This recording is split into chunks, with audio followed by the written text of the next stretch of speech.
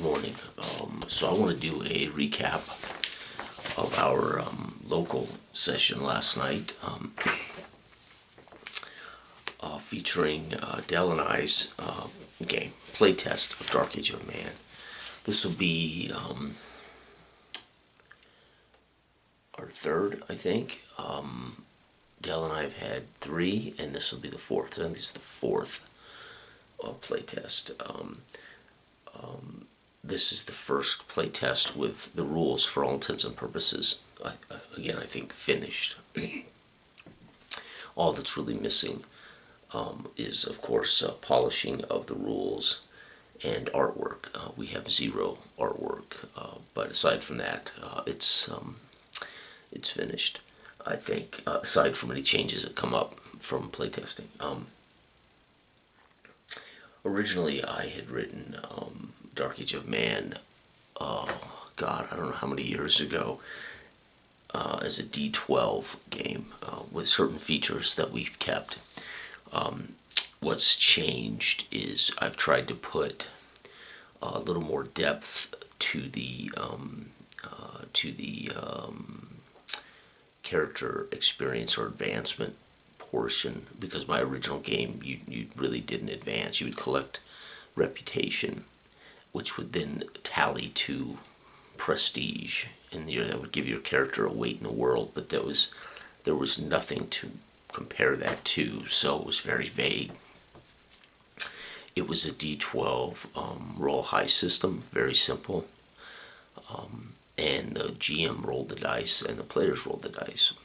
So Dell and I, in discussing the game and I wanted to get back to it, he had an interesting scale 10 system that we tried with the first three play tests, and it works great. But I think it's more complicated than it needs to be, not in how it functions, not in the ease of the math, not in how we use the D20, but it's just not intuitive. It's not easy to explain to people. And I thought, if I'm having trouble just telling Brian how the scale 10 system works, then that's a symptom, right? I mean, why, if you have to work hard, if it's not something you can readily explain, I think in a couple of sentences, and they can't get it and understand it, then that just means it's more convoluted than it needs to be, or it's more difficult than it needs to be, especially when we want a player roll only single roll system, which is what we have. So I decided for this playtest I would go to a base 8 roll high, very simple, using the D20. Nothing changes in the rules except we have a CV of 8. We have a base 8 system with a D20. And then the CVs of every challenge still exist. That's just added to the base 8, and you have to roll a D20 or higher, that number or higher, with your ratings, your equipment, your gear, your bonuses to win that roll. So a couple things about Dark Age of Man that are important is the prestige system. It's ubiquitous. It really does give your character a certain weight and a certain ability to solve problems in the world without always resulting to combat. We don't have to play D&D with this. We don't have to play murder hobo with this game, right? However, combat is obviously a thing. It's abstract. It is narrative driven with single die roll results for every round, which we still roll dice for every combat attack, or for every challenge attack, or every play of the dice, or every poker laid, chip laid, or every argument at the table, etc., etc. In negotiations, whatever. However, it's a player roll only system. The GM decides the CV. The CV can be based on something that's actual written in stone, like a monster's rating, or a difficulty of negotiating with a foreign king, or whatever the case may be, or it can be flexible based on the moment. in which a player says, I want to dive through the window of the burning house, and CV of 0, CV of 1, because you're on fire and the window's tiny and good luck, whatever, right? So the CV is something that can be managed on the fly, but it can also be the representation of a difficulty, like this, like, the dragon is a 12, maybe the dragon is a 12 CV with 12 wounds or something, right? Okay. We have 4 attributes. You assign an attribute a number of points based on your repute. Your repute is your level. You get 1 repute point when you earn it, and that gives you 1 point to spend on your 4 attributes. The maximum your character can ever be is 10 total repute, which means he'll have 10 points spent on 4 attributes. Therefore, your character in his or her career can never be fully maxed out. 10 will be the highest they will ever be. The game suggests you start characters at repute of 3. That gives them 3 points to put in their 4 attributes. You can never have less than 0 unless you're under the ill effects of poison or curse or something. But you can't have a character with 0 permanently, lower than 0 beyond, permanently. And they max out at 4. So when you start a character at repute 3, you can have 3 of your attributes at 1, or you can have 2 at 1 at 2 and 1, or you can have 1 at 3. Okay, so that's how simple character creation is. And then, of course, you'll start the game with what are called quality-based gear, quality-based armor or weapons. A quality, it's assigned a quality, like poor. Everybody starts with a poor weapon, poor armor, poor shield. It doesn't matter what, it's up to you if it's a spear or a sword or an axe, whatever suits the narrative description or style of your character. The quality, though, will give you a bonus to your CA, right? Now, CA is the contest adjustment. So CV is a contest value, CA is the contest adjustment. So our CV, our base is an 8, always an 8, always an 8. That never changes, base 8. So the players always know that they need to beat an 8 is the base. But you always add an attribute or a gear bonus, a quality of your armor or something to a combat adjustment, etc. Versus, of course, the CV added to the base 8. Okay, so I think I've made that clear. Okay. Dark Age of Man comes with a built-in world called England, which is based on England from 700 to 1200. Basically, it's meant to be kind of during the era of feudalism, where there were lots of different kings all over the little island. However, it could be a huge island and vast experiences, or it could be a small little island like Britain and whatever. And of course, that means there's invaders from other countries. That means we have local disputes, and we have fiefs, and we have your character's prestige rating will directly place them in the world based on their class, right? Based on where they're born. Are they born a peasant, a serf, a gentry, a lord, or knight, right? And so 4 prestige is the highest you can be. Now, you could be a 4 prestige priest, or you could be a 4 prestige landowner, or a 4 prestige thief, for instance. Entirely up to you what that prestige means when you achieve it. But normally, if you're achieving it as you play, you're going to have a contextual reason for it. So if we play 6 months campaigns of Dark Age of Man in England, and Dell starts with a 0 prestige, and by 6 months is up to a 4 prestige, but all of that understood that his character went from a peasant horse thief, and eventually became the head of a guild, of dragon slayers 6 months later. So his prestige would maybe not make him a king, but his prestige would make him world-renowned and influential. Okay, and that prestige is literally used. It can be wielded almost any way the player can find a way to narratively bring it into play. Okay, that was one of my goals, is The game's lethal. It is brutal. It is low fantasy. For instance, there's no magic, but there is magic. There is no divine spiritual intervention, but there is divine spiritual intervention. What I mean by that is the player will decide it. The player will invent it or create it. And their use of their mind or their spirit drawn into the narrative example of how they achieve something can indeed be magic, right, based on how they describe it. But there is no spell list. There is no guaranteed fireball. There's nothing like that, right? It is quite literally left to the imagination of the players and how they go about expressing it and whether it becomes a certain thing. So could a player conjure a fireball in a combat? Absolutely, they could. They describe it with sulfur and the powder and the dialect of the power, and blow the sulfur into the air and do a fireball, and then push it with some power. Sure, why not? Right? Okay. The beautiful thing about it is it doesn't matter. In combat, for instance, it'll cause a wound or it'll cause 2 wounds. So it can be a fireball or it can be a dagger. It just combat ends in a wound, or it'll end in 2 wounds. Right? Now, some creatures can do more wounds. Some monsters, like dragons, might do more wounds per hit.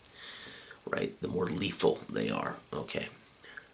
All right. I think I'm expressing this.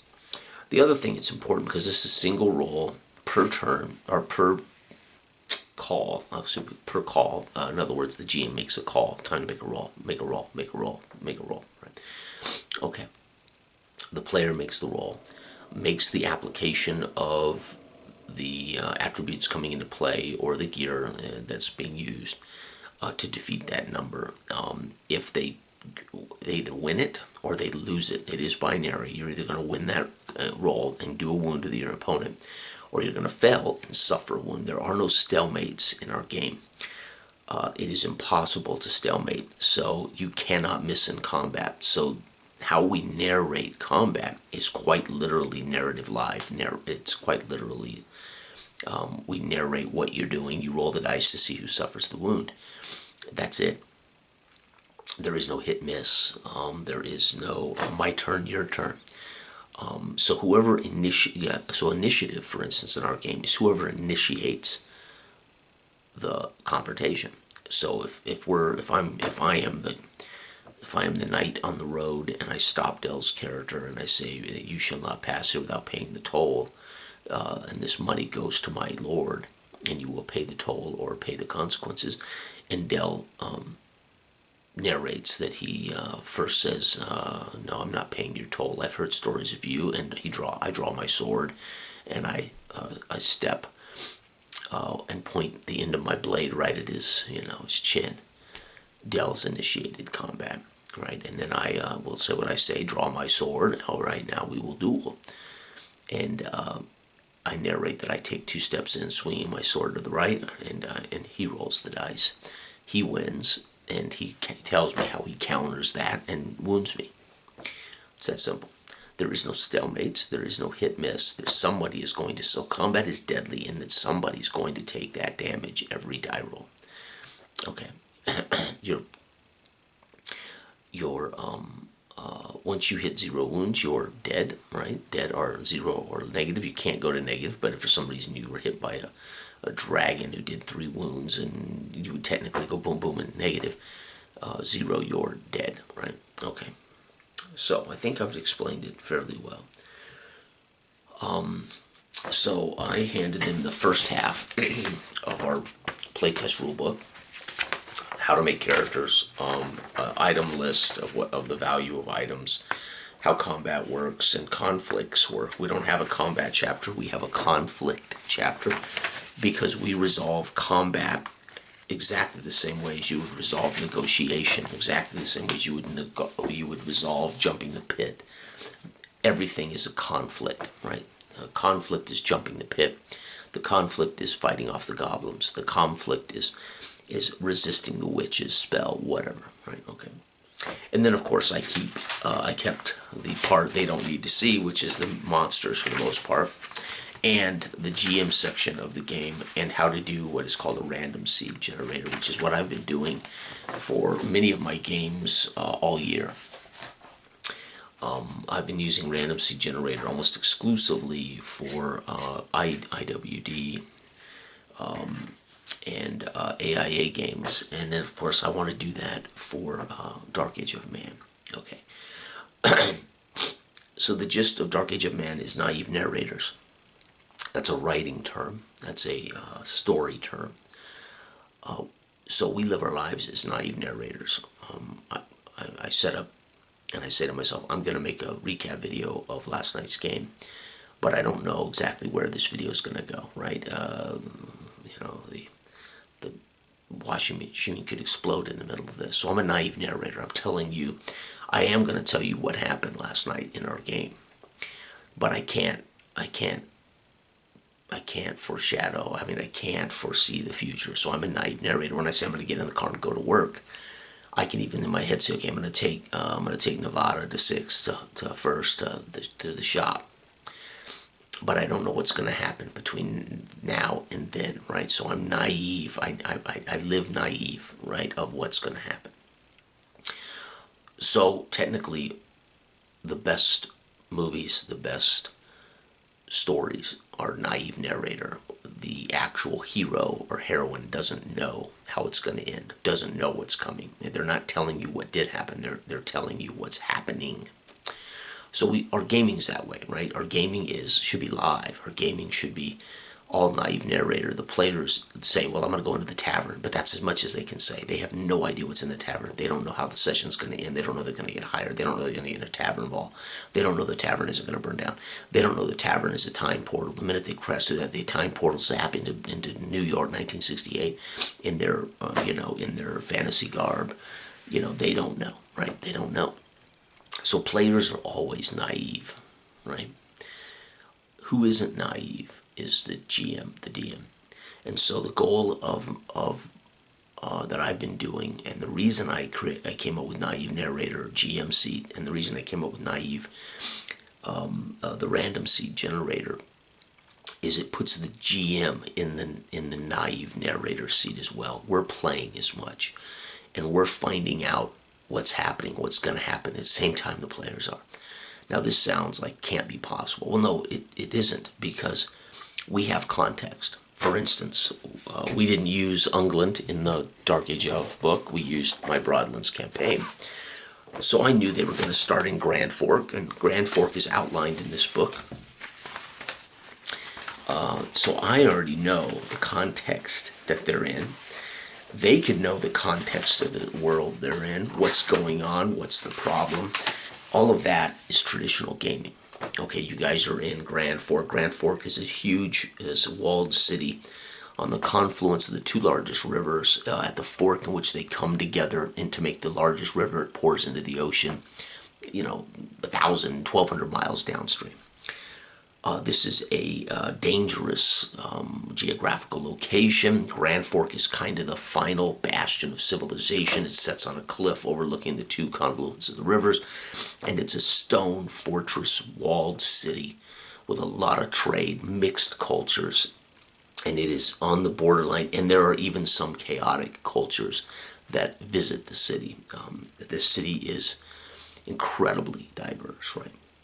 And of course, it's on the northmost point of blah, blah, blah, blah, blah. The population is 3,100. It is a transient population. The allies are the king, Ralnor, and the dwarves of Twin Top. Enemies, many, hard to say. Neutral to all others. Defenses, Ralnor loans a garrison of troops in return for gold. And the enemy mostly is, the economy is mostly tourism, fishing, and treasure trade. Dwarves market wares here in full. Okay? So Grand Fork is a dark and dirty town, blah, blah, blah. So I know that, right? So in that sense, we have a traditional GM role. We know the place. We know NPCs. We might know the conflicts that already exist. So we always have context. Context cannot be avoided. And it really is the only way for players to really ground themselves and to, first they have to buy in. I mean, players, that's their responsibility. They got to buy into what we're doing. And once they buy in, and then you give them the context, you give them grounded context, they should be able to perceive how they're going to function in the world, like real life, right? Okay. So that doesn't change. So when people say, what are you doing that's really different? Well, what am I doing from here on? Now I'm rolling. We present them, we put them in space. Whether it's in media res start, they're in the middle of a conflict, or it's traditional start, you guys are at a tavern, blah, blah, blah, right? We establish their place, their space, their characters, their space, the place they're in, the time they're in, their characters, and what's happening. And then one of them I'll ask to make a 3-dice-6 roll, and I'll get a random seed, which they don't know. But I'll randomly find out what's going to happen in the next few minutes of their lives. So last night, for instance, where are my notes? I got jotted down. So Brian made a traitor dwarf named Tobar. Again, I told him to make repute 3, which meant they get to pick 3 points to spend. And then tell me how they earn that 3 repute. So one of the fun parts is if they start with repute 0, you literally are a child peasant, right? If you're repute 0, you should be probably an orphan peasant child. But I told them all to start with repute 3. And what this means is, tell me how you got here. So Brian said he earned it as a traitor for the Twin Top dwarves. And again, I did read them Grand Fork, so they understood. And they had my Broadlands map, which is in the car. I shouldn't have left it in the car. So they knew Twin Tops wasn't far from Grand Fork. Well, it's far, but I mean, Twin Tops is two towering mountains. They're called Twin Tops because they look like they're twins. And that's where this particular dwarf civilization resides. And so he says, well, I'm a dwarf from Twin Tops, and I come to Grand Fork to buy and sell. I said, cool.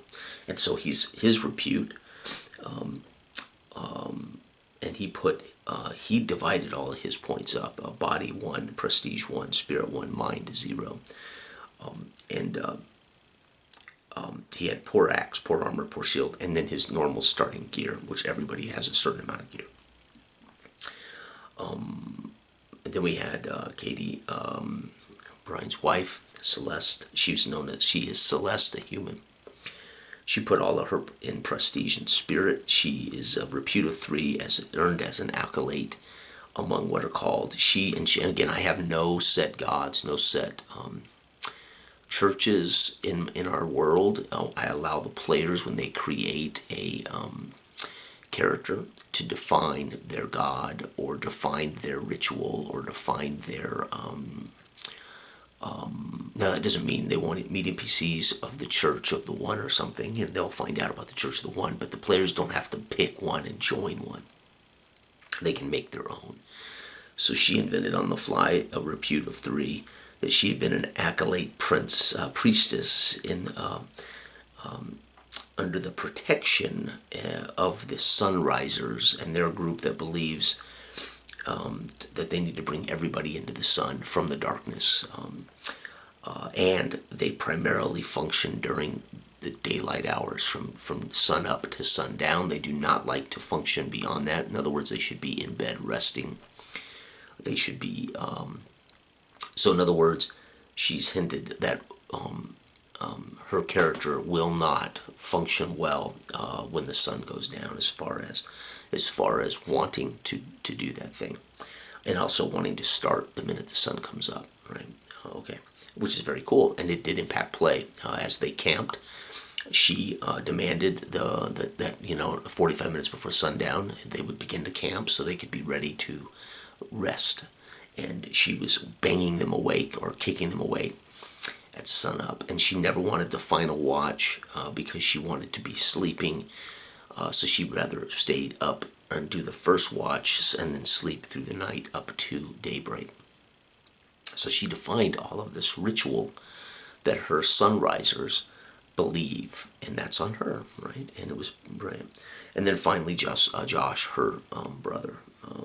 He was Hillshaw, an elf archer, repute of 3, earned as a soldier for the clans. There are 2 major clans in the western hemisphere of Broadland that have forever been clashing, and then there is the Dark Woods, which is the elf home. But he has been a mercenary, and he has been allowing himself to take money for the highest clan and fight. So he's fought on both sides of the clans as an elf archer mercenary, and that's how he earned his 3 repute. So there's our characters. Oh, by the way, his is body 2, and mind 1. Excuse me, mind 1. So again, nobody put all 3 points in any one attribute. Okay. So I established them. I put them in Grand Fork. These are my notes. There's my random seed generator. And I put them at staying at Duger's Wharf Inn on the docks of Grand Fork. It's dirty, filthy, very, very busy dock in a wharf inn where there's a lot of fishermen come to drink and eat and rest before they go out again, etc. And some travelers who come in on the rivers will stay here because it's readily available. It's right there on the docks. They don't have to traverse deep into the city to find a place to stay. And so they find themselves all strangers. They don't know each other. And so this is the challenge, and this is the biggest challenge as I've talked to Dell time and time again. How do we get players to take charge? Players constantly talk about player agency, right? They don't want to be railroaded. They don't want to be told a story, right? And as a GM, I don't. I'm big on recognizing story. I'm big on seeing story unfold from the events that happen. And I find a remarkable weight on reflecting back as to what we just saw, what just happened, and how that makes our story. So I always get a kick out of it. I do tend to be, having been traditional, you generally have some challenge, something they're going to deal with. Well, in this, we don't, right? The danger of this, for this truly to be effective for both naive narrators, for both players and GMs, is we have context. We all know the context. We all know that we're in Grand Fork. We all know the traditional conflicts in the world. So I had to give them a little brief, what's going on. And like over here on the map, dangerous. These are goblins and orcs or whatever. And over here's a conflict between the 2 clans. And down here, so they have a gist. They don't have to know all the details. We don't know all the details. I don't know all the details of what's happening in downtown Detroit right now. But I know Detroit, right? I don't have to know what's going on in the Gaza Strip, right? Right exactly right now to know that it exists. I have to go there to find out the details, right? Okay, so once we set them, then the challenge, as I told Dale, is can they take charge? Can they create an actual space from the perspective of the character, and can they do this thing? And I've told Dell this is where Dell and I disagree. I don't think most players can do it. I don't know if most players want to do it. I think most players want to be, I don't say passive, but they want to experience your thing. They want to experience this thing and then make a few choices. Well, I'm going to use my 10-foot pole to prod the thing looks like a dead monster. Well, I'm going to use my trap skill to pick a lock, or I don't think most players really want the weight and the responsibility of putting themselves in the space and then declaring what they're doing. Okay.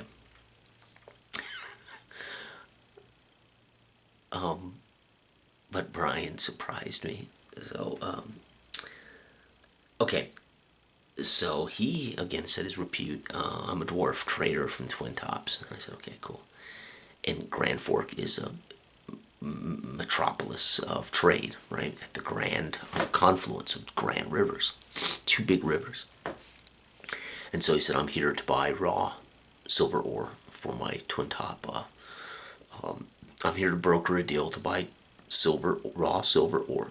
And I want to go to the markets and make bids on raw silver ore. And I went, holy cow. I mean, okay. So he leaves the inn in the morning, says, I'm going to the markets to buy raw silver ore. And so I had on the fly scribble down 4 companies that are selling raw ore to the bidders, and then I had to come up with how much ore and what that, so I quickly scribbled down 4 companies while I asked Celeste and Hillshaw, what are you doing? And they said, well, we're sitting at a table together in the inn. We've gotten to know each other over the last couple of days, and we're sitting having a pint early in the morning as she tells me all about the Sunrisers. And I said, okay. So while they're having that conversation, Tobar is walking through the town, headed to the markets. They don't open for another hour or so, and he's moving through town to go to the markets so he can make bids on raw tonnage of silver ore. All Brian's idea. And immediately I'm going, hallelujah. I mean, he's a character alive in the world doing a thing that has nothing to do with some conflict I've created, nothing to do with anything that pre-exists. He's saying my repute puts me in this position. That's what I'm here to do. I want to go do that. Which is all you have, all I ever asked for. But he's the naive narrator. He doesn't know that's going to happen. Right? He doesn't know that one of these random seeds is going to wreck his day. Right? He doesn't know that it may or may not exist. He doesn't know that he may or may not be able to afford it. But we're playing on the assumption that his character came to Grand Fork to do this. And because we use abstract ratings, so characters have their 4 main attributes, and then we have some derivative attributes. We have a purse attribute, which is derived from your actual prestige, right? So if you have a high prestige, you're going to have a high purse. Your purse is your ability to broker transactions, or to buy and sell, or to own property, etc. So your prestige is huge. Your prestige is your most important rating in the game. If you want to play a character that, again, that affects a whole lot more than just combat. If you want to play a character that wants to go on adventures and as a soldier and fight combats, then by all means, put it in body, right? Okay. And we have health, which is a derivative. That's your wounds, and number of wounds you can sustain before you die. And then we have combat or conflict derivative, which is your body plus your gear, and that gives you your combat rating, which is added to all of your die 20s for your combat resolutions, right, or conflict resolutions. So everything's a conflict resolution. Okay, so I quickly scribbled down, let me find my notes. There are 4 lots. I say you arrive, and it's typical. It's a crowded room. There are a handful of opportunities to bid on lots of raw tonnage of silver ore. And I described that there is the Torm lot, 2.5 tons. It's rated 2 stars. There's the Bidder's Hold lot, 1.5 tons, 2-star rating. And this is the rating of the ore. Is the ore good ore? And I told him that 3 stars would be the highest yield. So this is rich ore. So these are 2-star ores, right? Then there's the Harvest Mount, 1.25 tons, 1-star quality, meaning they won't get a whole lot of silver out of that 1.25 tons, but it's of course going to probably be cheaper. And finally, in the market this month is Rawson's Wheel. It is 1 ton, 3 stars. But so all part of the lots, bidding on lots, if you get the lot of tonnage, they all guarantee delivery to you wherever you need it delivered. So then he doesn't have to worry about that except for one. Rawson's Wheel is 1 ton, 3-star quality raw ore, but there's a caveat. There's a note next to the bid that you'll have to retrieve it yourself. So he and I tell him, don't worry about how much money you have. Your purse is your score. So with his purse score, he can roll to bid on any of these or all of these, and he has to beat the CV score to be successful bid. But then I will roll to see if other bidders, what they set. So for instance, let's say the bear, it's literally, it's going to be an auction, except he's going to do it in the blind, and he's going to do it with dice. So he won't set it. He'll basically say, I want to bid on that. He rolls the dice, and he sets whether he achieves that bid. Because if he doesn't get at least the lowest CV, then they're just gonna ignore his bid, right? And I say, don't worry about affording it. Your purse score dictates whether you have the actual money or cash with you to take this Ross of ore in hand, so you can deliver it. No problem, and then you'll be paid out of the profits from whoever, right? But I explained to him that if you successfully do this, if we successfully achieve this ore and you successfully get it delivered, then you'll see your purse score permanently go up by 1. That'll be his reward for this mission, because there's money value. There's no value of money in my game. It's a purse, and it's a prestige, right? So his purse is a 1. Oh, I'm sorry, his purse is his prestige. What is his purse? 2. So his purse is a 2, which means he's going to add 2 to this bid roll. And so he decides first, though, before the auction starts, he wants to ask around and find out more about this Rawson's will. Why does it have to be retrieved by me? Why isn't it being delivered? And so, meanwhile, as he mingles and he starts to ask questions of the locals to find out more about Rawson's will, we cut back to Celeste and Hillshaw, and they're arguing again over a point about the Sunrisers, about why you would think you would go out at night to try to bring people to the sun. And he keeps taunting her that that seems counterintuitive. If you're going to bring people to the light, shouldn't you go out during the dark? Because again, the Sunrisers do nothing after dark. And so he's really challenging his sisters, Josh.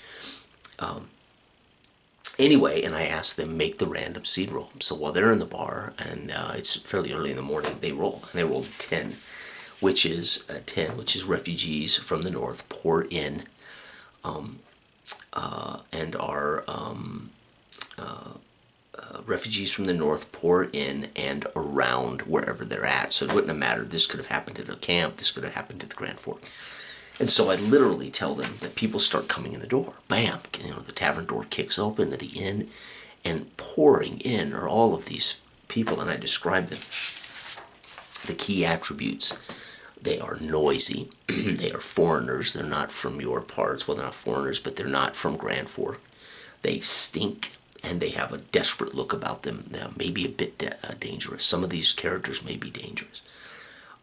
So she decides she's gonna stand on a chair, and she's going to preach to this crowded inn at 10 in the morning all about coming to the sun.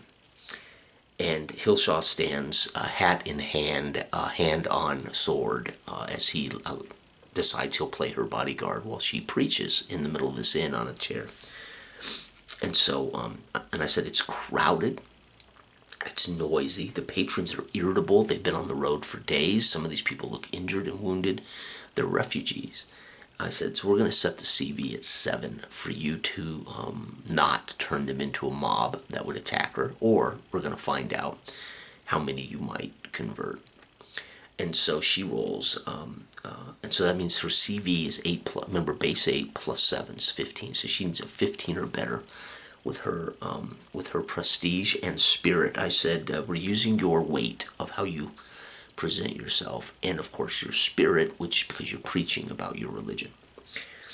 She had a +3. She rolled an 18, got a 21, and so I said 6 of these. That difference was 6. I said 6 people come around you. They calm the mob for you. They tell those people to shut up, go drink, get away, leave her alone, let her talk. But she ends up with an audience of 6 that actually put coppers into the hat, and they actually ask her questions. Where can I find the local branch? Where can I join up? How do I convert? I want to do this, etc. And so she tells them. And again, she asked more than once, well, can I do this thing? What can I? A lot of mother may I, which I get from most players. A lot of, can I do this thing? Well, can I do that? Can I do this? And she says at one point, well, is there one? I said, you tell me. Would there be the Sunrisers cult? How popular is it? Would it be in Grand Fork? And she said, well, of course it would. I mean, it would be a major cult, and Grand Fork's a big metropolis, right? And it's a transit pass, yes. So she just says, yes, there is the large temple here down by the business district, and talk to Sister Michelle, whatever. And I said, there you go. That exists now, right? So the biggest challenge is getting players to realize the world exists. There is truths that already exist. There are conflicts that exist. There are creatures. There are places on the map that are all true. But they're free to create certain things. And they do so through narrative declaration of action.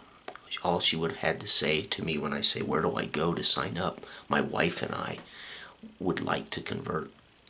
She can just say, you will go to Sarah's Sister Michelle down at the business district. And because for the most part, then I would make a note. There is a Sunrisers rich cathedral. Now, again, she doesn't decide how big. She doesn't decide how extravagant, right? She might say, I want to go see that myself, and walk down the street and find out it's one room that's rented out of an inn where some guy sits in there and says, yes, join up, and takes their 5 silvers and gives him a cheap holy symbol, right?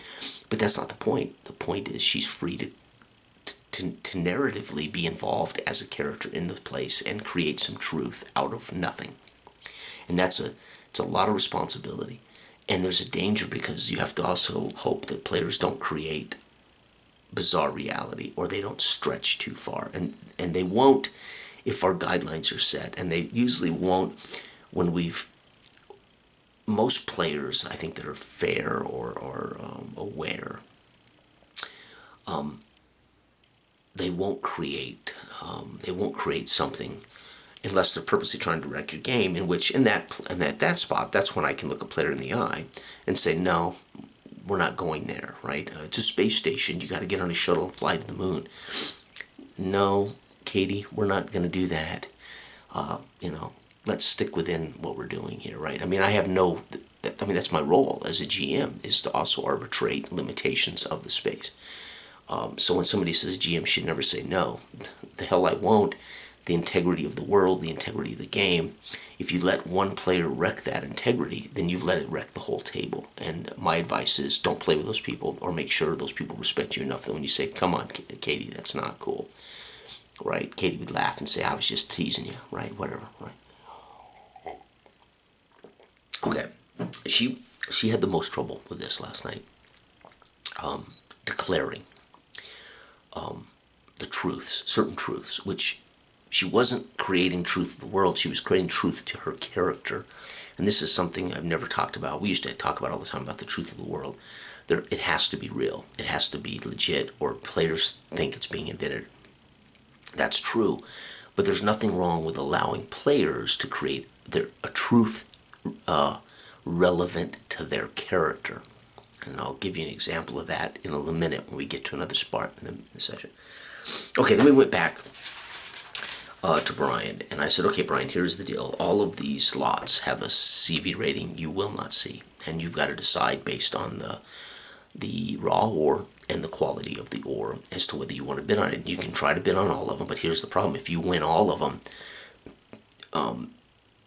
it's conceivable I will create it'll create a final CV number that your purse has to match, or you won't have the funds to pay your bids. So be careful not to bid on everything and end up not having enough funds. I told him that if you bid on one, for instance, and succeed, it'll be assumed you have enough money to buy that lot. But if you bid on all 4 and win all 4, then most likely you won't have the money to cover 4 tons of ore, right? Okay. And so he said, well, I'm only going to bid on the one, Rawson's Will. So he'd already made up his mind after talking to. So he asked a couple of questions, and the guy said, what's up with Rawson's Will? Why is it such high quality, but we have to pick it up ourselves. And one of the patrons there, among them, told them that there was some story that Rawson's Will was closing. The mine was closing, and therefore there were no workers that would bring the ore on a wagon wherever it needed to go. But they don't know why Rawson's Will is closing. And I described that two of the lots up were anonymous. They were represented by anonymous brokers. There was nobody there you could look at that represented the seller. But Rawson's Will's representative was there, and he looked beaten and defeated, and he looked desperate. And then Torm's representative had fine clothes and fine jewelry. He looked a very wealthy broker. And so he now knew the lots, he now knew the quality of the raw ore, and he now saw two physical representatives of those lots, and then two are anonymous. They weren't there. The people that were doing it were hand-picked minions. And he had already decided Rawson's Will, and so he bid. And so now I had set Rawson's Will up again. He doesn't know this, but I set Rawson's Will in my notes. I think I kept notes. Torm I set at CV8, 2.5, because it was basically 2.5 tons of 2-star silver. So CV was 8 for that. Bidders Hold, 1.5 tons, 2 stars, CV6. Harvest Town, because of its poor quality, and only 1.25 tons, CV1. And Rawson's Will, 1 ton, 3-star quality, but I set it at 0 because he has to retrieve it. And so most of these companies don't want to spend time sending workers in a wagon to retrieve this material and drive it across country. It would be like it would be like in today's world if there were no trucking companies and everything you bought you had to find a way to get it shipped to your house or get it shipped to your local Walmart or whatever. So imagine this is a major deterrent even to 1 ton of good raw ore, which means he's going to have to go pick it up or hire somebody to go pick it up, but that's up to him. Well, he's decided he's going to bid on that. He doesn't know the CV0. Anyway, he bids his 2 purse plus 1 of his prestige. So we had, and I said, well, you've got to narrate how your prestige is going to play a role. And he says, well, my repute is 3. I am a well-known dwarf trader from Twin Tops. These guys have seen me here before. I said, there you go. So he described how his 1 plus 1 prestige played a role in this transaction. So his bid had more weight to the buyer, to the seller, because they could trust that his prestige meant he would complete the transaction. Very cool, right? But this is the whole point of the game. Can they narrate why their prestige plays a role in this event? Can they use their prestige to negotiate out of a combat kind of thing, right? He gets an 18. 15 plus his 3 gets an 18. So he beats that 8 plus easy, right? So he secures Rawson's Will in the bids. And I rolled a 6 and a 12. So there were 2 other bidders. So if he would have succeeded but been less than this 12, somebody would have outbid him. That's how that worked. And then he wouldn't have bid on the other stuff. So he would have walked out of there empty-handed. And I did tell him that you're bidding on only 1, and I will roll for the 2 other bidders against you. And so I rolled a 6 and a 12. He rolled an 18, so he outbid the 12. The other one didn't even make the bid. 6 was an insult to Rawson, right? So he rolled an 18. He beat my 6 and 12 hidden bids. He didn't see those rolls, right? Those rolls were hidden. He collected it. He collected an invoice, and then he talked directly to Rawson. And Rawson was the beaten and defeated-looking representative. Turns out he's Rawson. And Rawson says, I'm closing. All of my miners quit. All of my workers quit. And therefore I have to close. And the ore can be found literally in the staging area, in the entrance of the mine, piled in heaps. Here's a map.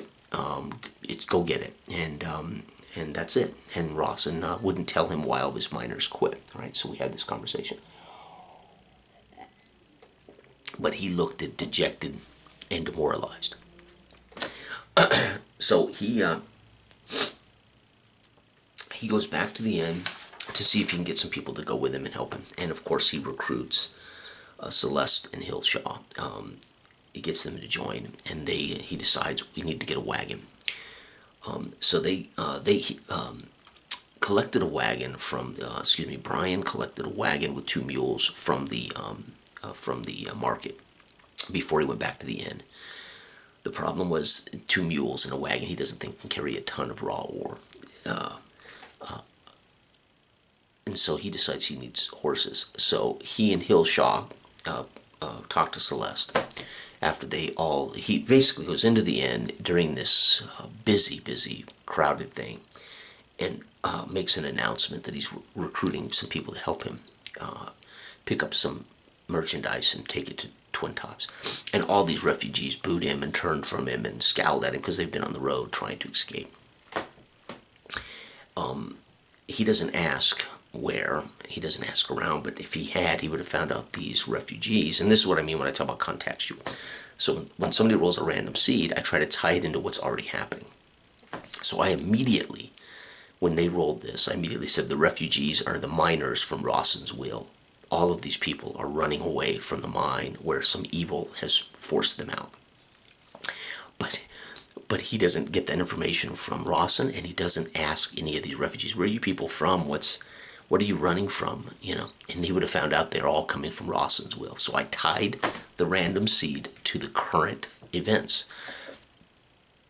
Brian invented the market and invented the reason he was there from Twin Tops to purchase raw ore.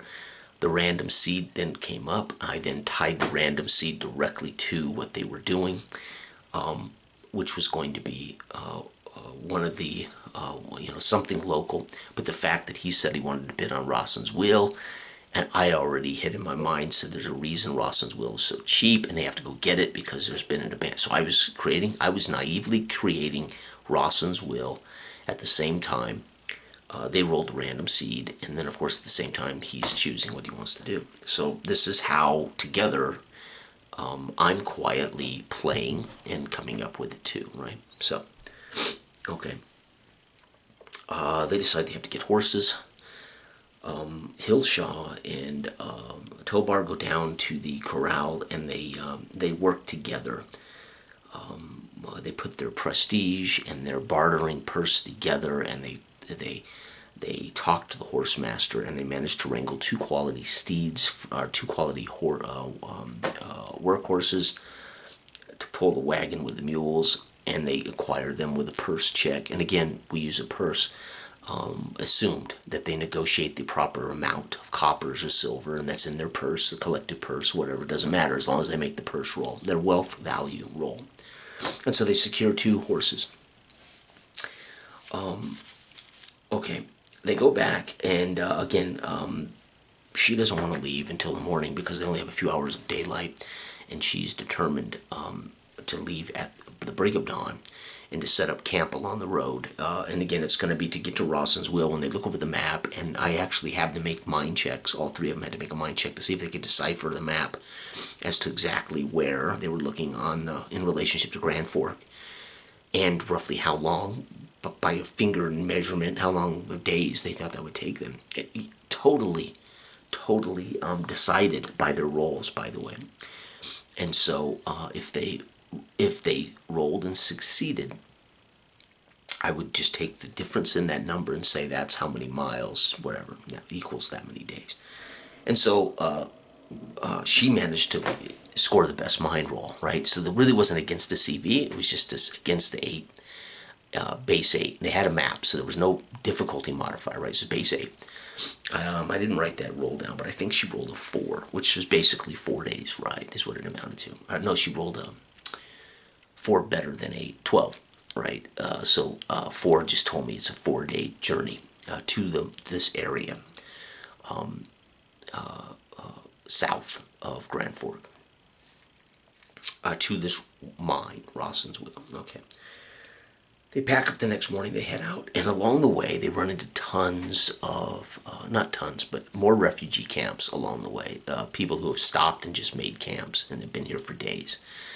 At one point, but they avoid camping with them or near them. They do a really good job of avoiding dealing with the refugees because it's clear these are some of them are families and good people, but some of them are desperate. They look like some desperate guys. And sure enough, on the third night, in the middle of the night, on Celeste's watch, 4 of them attack them. They are refugees with, pitchforks, shovels, and they attack them. They try to rob them of their horses, their mules, and their wagon, and whatever valuable goods they can get from them. And they end up in a combat with those. Hillshaw is wounded 3 times, and I make them a mob.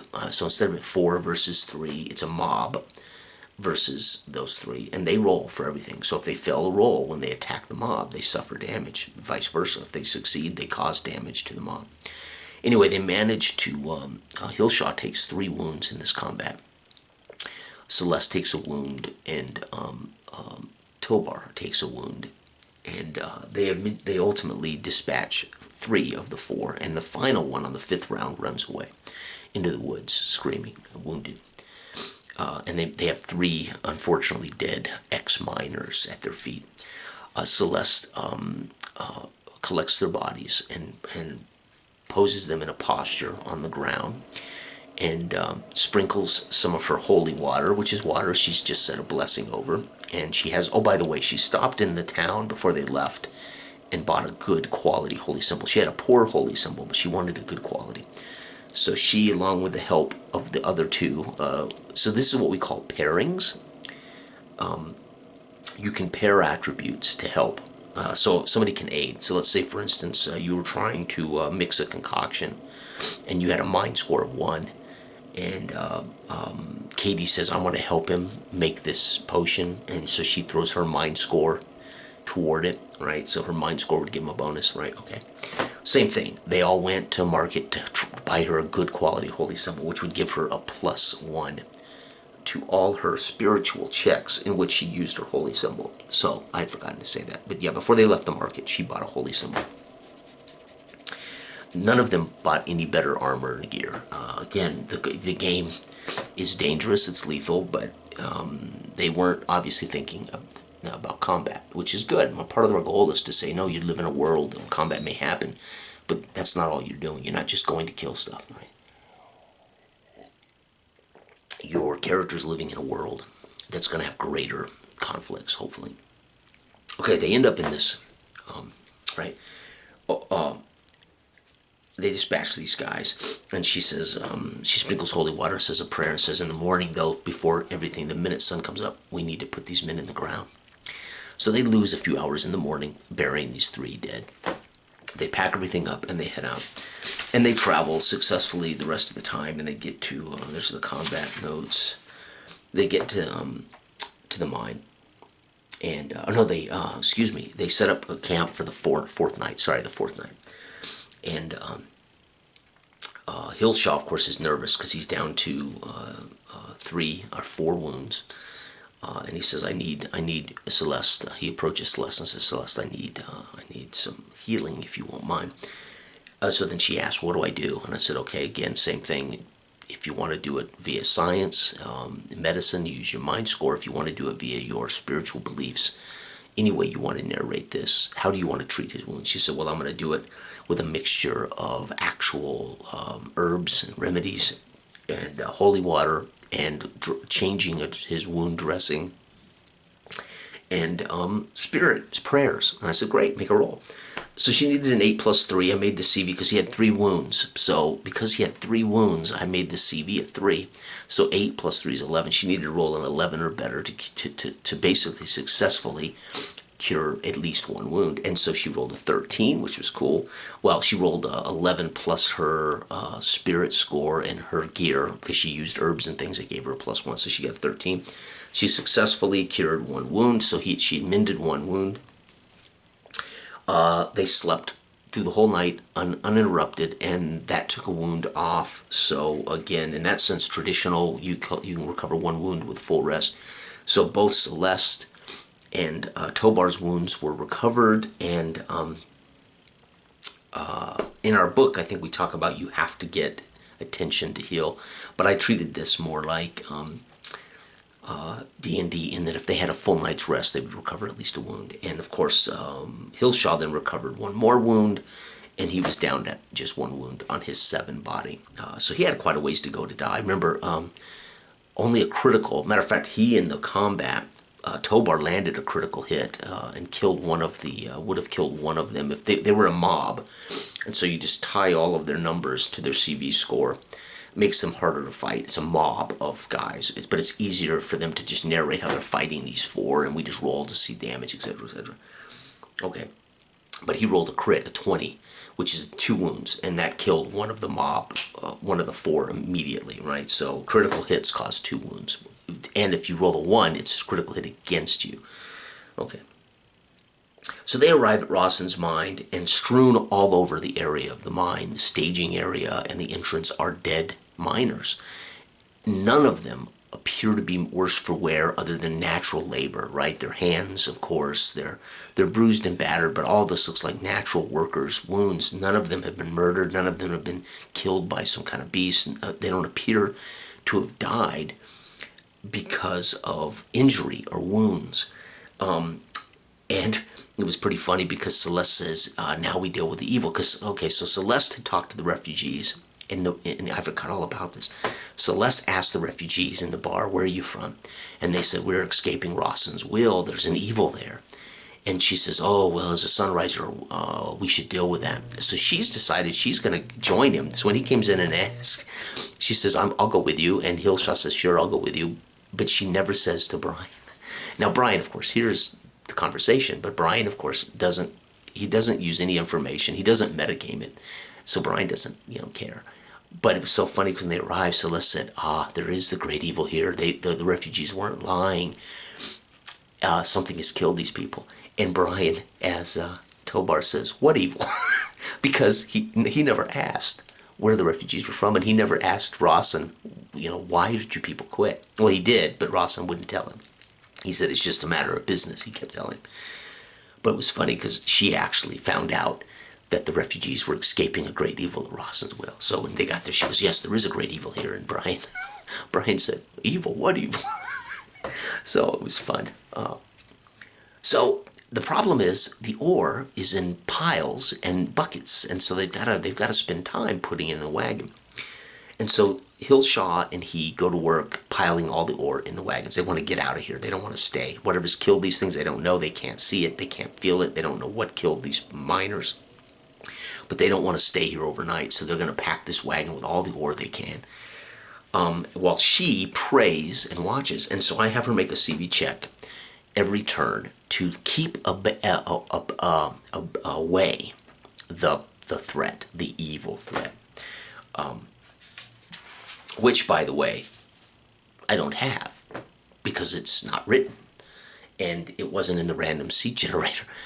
So I don't have an evil, right? I just described that there's all these dead miners, but something killed them, but there's no obvious history. So literally, this was going to be how they treated it, right?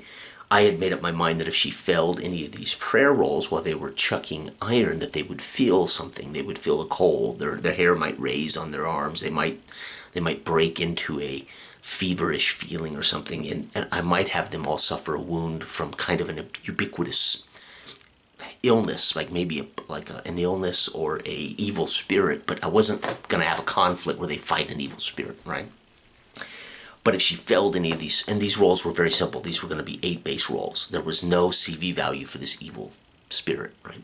Think of it more like it was an illness that killed them. Nobody could see it, but these people are ignorant, right? These are serfs. These are ignorant people. They attributed to an evil force when it was probably illness or something they all ate, right? Something they all shared as the workers killed them, right? Some kind of poison mushrooms got into the chili, right? Or something, right? But they didn't investigate that way, and I didn't have to come up with an answer for that, right? She successfully makes every spirit check. With her new holy symbol, she gets her spirit plus her no prestige on this because she's not actually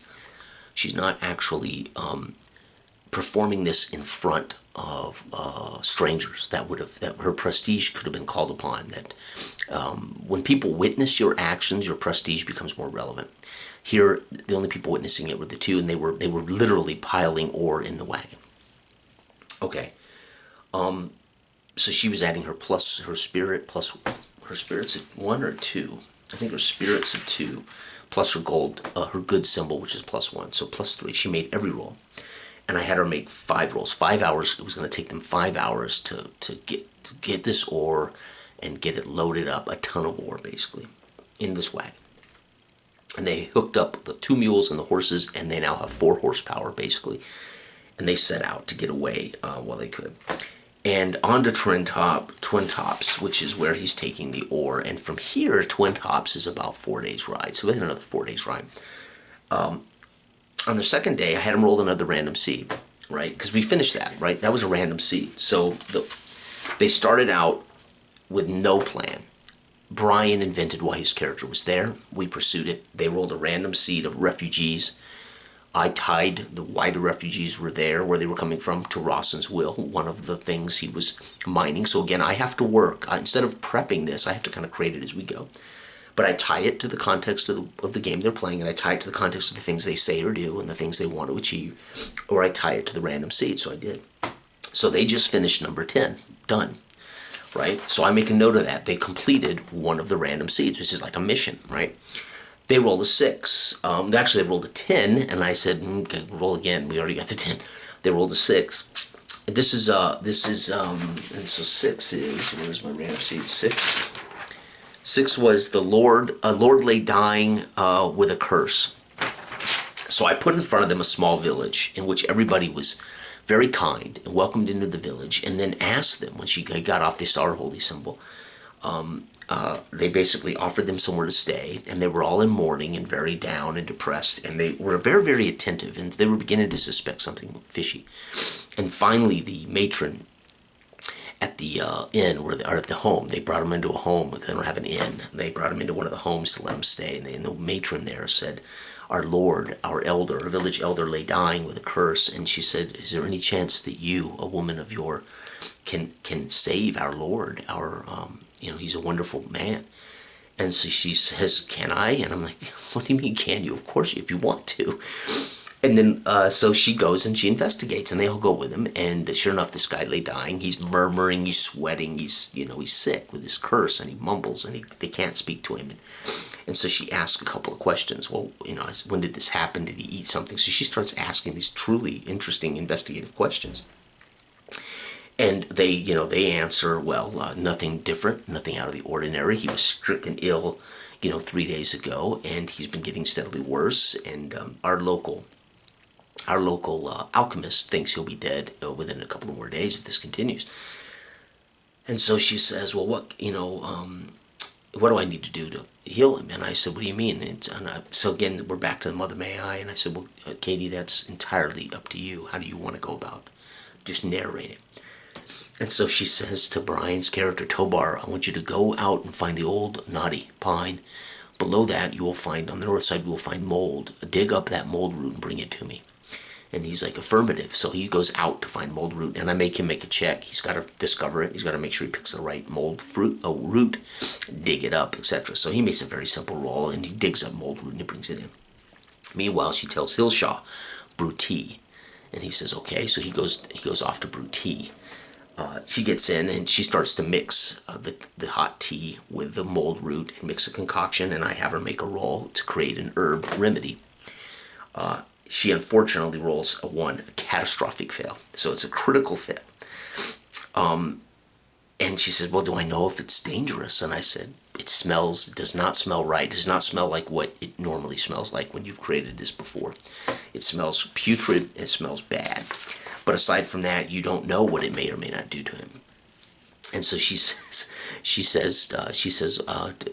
can I speak to Tobar? She asks everybody to leave the room. And so everybody leaves the room. She says to Tobar and Hillshaw, what do I do? I don't think I've made the right concoction. And Tobar and Hillshaw say, well, you can't hurt him. Give it to him. Listen, if he's going to die, he's going to die.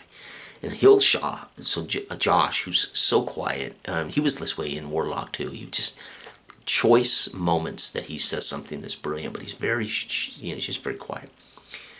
And Josh says, if he dies, these people may blame you. So be careful. The fact that you even started trying to help him, they may blame you no matter what now. And so she looks at Hillshaw and says, "You're in Tobar," and she said, "Okay, I'm going to give it to him." And so she goes ahead and feeds him this stuff. And they go back to their rooms down the road at the matron's house at one of the villagers' homes, and let them stay there with their horses and their mules. And the next morning, as the sun rises, Celeste says her prayer, and as she's saying her prayers in the morning ritual, I have her bang on the door. And while she's still murmuring, Tobar opens the door, and the matron says, "We have bad news. The Lord has passed away." And Celeste interrupts her and says, "Oh my gosh! I mean, the mold root elixir should have saved him." And they said, "No, he's died." Anyway, they don't blame him. They end up thanking him for everything they tried to do, and they ended up staying for 3 days and helping with the final laying to rest, right? So they stay, Celeste and Tobar help prepare food. Celeste prepares a ritual funeral for them. She works in conjunction with their alchemist. This little village did not have a priest, and the alchemist is kind of plays their doctor slash priest, and so they work together to come up with a good funeral ceremony. Meanwhile, Hillshaw just keeps eye out for any evil doers, any evil deeds that might be about. And that is where we ended the session. And they rolled, before we left, they rolled random seed generator number 9. So this concluded random seed 6, excuse me. And random seed generation 9, before we stop this session, I'll read you 9. 9 is a spy among the leaders at court. Now, where would I roll this in? Would I roll it in here? I could. I could have there be a spy among this little tiny village where the Lord has been poisoned or something, and maybe somebody killed the Lord, right?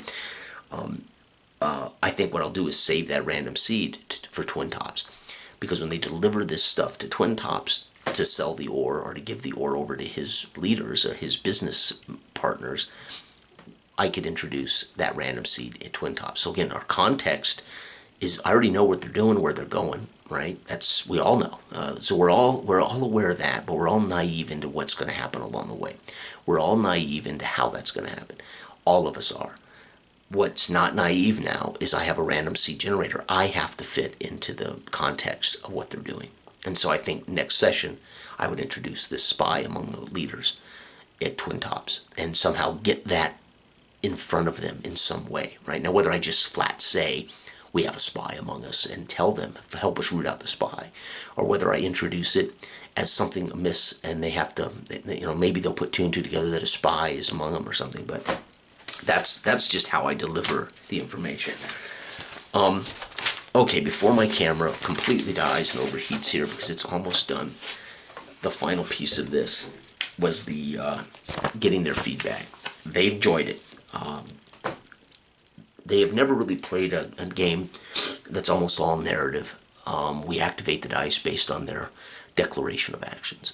We do it all the time, but they very rarely have they encountered true player agency in that their choices, their narrative choices, just matter. The truth is relevant to them, and this is what I've never really explained to my colleagues. How do we do player agency? Well, you have to allow the truth to their character to be relevant to their truth. The player can create truth that's relevant to their character. It may not be utterly irrelevant to the grand world, but it might be relevant to this moment, this time. And that's something that, again, creates player agency, but they have to be narratively influential. She asked multiple times, can I do this? What should I do? Or do I know how to heal this guy? And I basically say, you tell me. How do you heal this guy, right? You're going to make a die roll to see whether you heal him or not, right? It's just, how are you going to do it, right? Or do you want to make a die roll to heal this guy, right? Do you want responsibility for him, right? They all enjoyed it. They did say that there's a certain vagueness to the equipment charts and to the purse. Not vagueness, but there's a certain sense of, because it's vague, because it's abstract, let's put it that way, because it's abstract, it feels vague when they go shopping, which is good. Again, like I said, the whole point is you don't have currency, so to speak.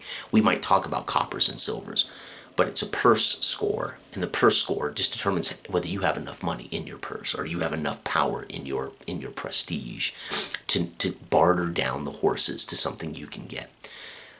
So, in other words, just play your character and just say what you want to say, barter like you want to barter, and we'll make rolls to determine whether you succeed at it, right? If that's what it calls for. Or your prestige score could be so high that, and your purse score could be so high that you'll beat the CV without an argument, right? The guy will just say, yeah, for 5 coppers, here you go, right?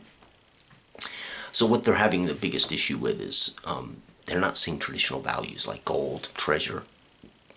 This is not combat-oriented gaming.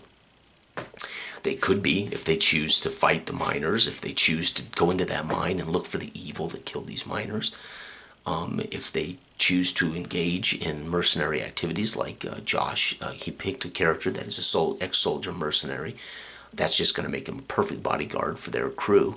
But they'll have to all decide whether they want to join up and help a clan fight off the, whatever, invading things, right? Okay. But it went great. This was a wonderful playtest, and the base 8 was so much simpler. All I had to do was say make the roll. They knew already that it was going to be 8 plus a CV, which would give them their CA. I rarely told them what their CA was. However, to teach them the game, I told him, Brian, you're going to need I didn't tell him for the bidding, for instance, 2 things. You got to beat the CV, the CA, which I didn't tell him, and they're going to roll, and you have to not only have to successfully bid enough money to get it, you have to outbid the others, which you won't see until it's over. But then most of it I told them, you need to beat an 11, you need to beat a 13, you need to beat a 15, and roll and add this, and this. And again, it's traditional roll, add a modifier, beat a number.